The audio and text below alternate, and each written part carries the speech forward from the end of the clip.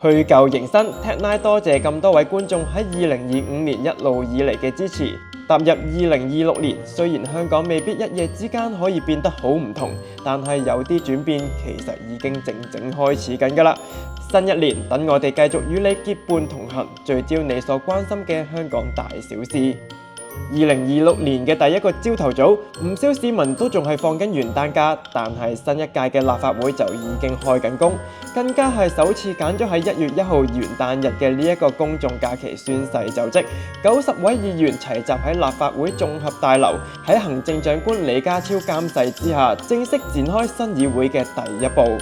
喺今次宣誓儀式入邊都有唔少一剔過嘅畫面。地區直選票后方國珊宣誓嘅時候表現穩定，而新一屆立法會最年輕成員，同時亦都係奧運劍擊金牌得主江文蔚，亦都係一剔過完成誓詞。由運動場走入議事廳，由鎂光燈轉到去宣誓台，對呢一位新晉議員而言，未來嘅路可以話係一啲都唔簡單。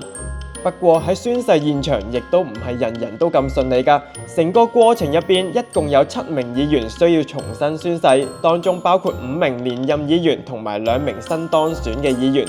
最受關注嘅就係有多年議會經驗嘅何君堯。雖然佢宣誓嘅時候嘗試唔去睇稿去背誦誓詞，但係當讀到盡忠職守嘅時候，因為咬字不清而被秘書處要求重新宣誓，整個場面係一度略顯尷尬㗎。其後嘅工聯會主席吳秋北、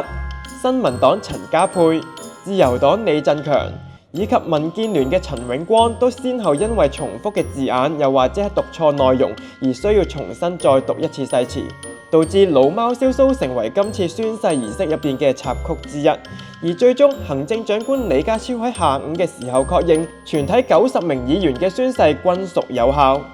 而除咗新一屆立法會議員宣誓之外，2026年嘅第一日亦都有多項公營服務同規管安排作出調整或者改變，直接影響市民嘅日常生活。簡單講一句，未開工先加價。而首當其衝嘅就係公營醫療服務。由2026年元旦起，公立醫院全面實施新收費架構，急症室正式告別一口價180蚊，而係改為2級制，分別為免費嘅真正危殆同危急個案，而其餘緊急、次緊急、非緊急一律都係收400蚊㗎。至於一啲以往免費嘅檢查服務，例如非緊急嘅磁力共振、放射診斷同埋病理檢驗，亦都會正式改為收費，金額由50蚊至到500蚊不等。換句話講，無論係睇醫生、住院、攞藥定係做檢查，一律通通都係要俾錢㗎。而入院同門診方面，公立醫院嘅收費亦都全面升級，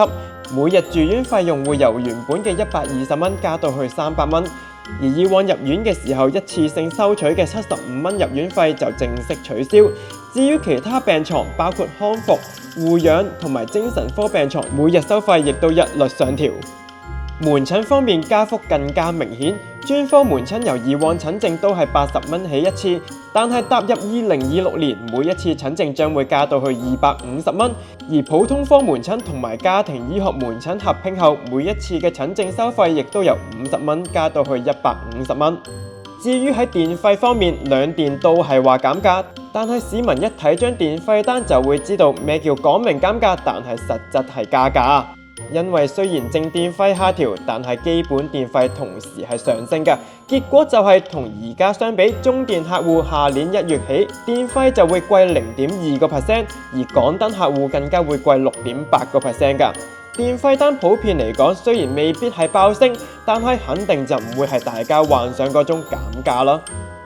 去到揸車人士就更加直接啦，違泊嘅牛肉乾元旦起加價去到400蚊。而其餘19項嘅交通違例事項一律加價50%，超速、衝燈、危險駕駛、交通罰款都可以話係全面升級。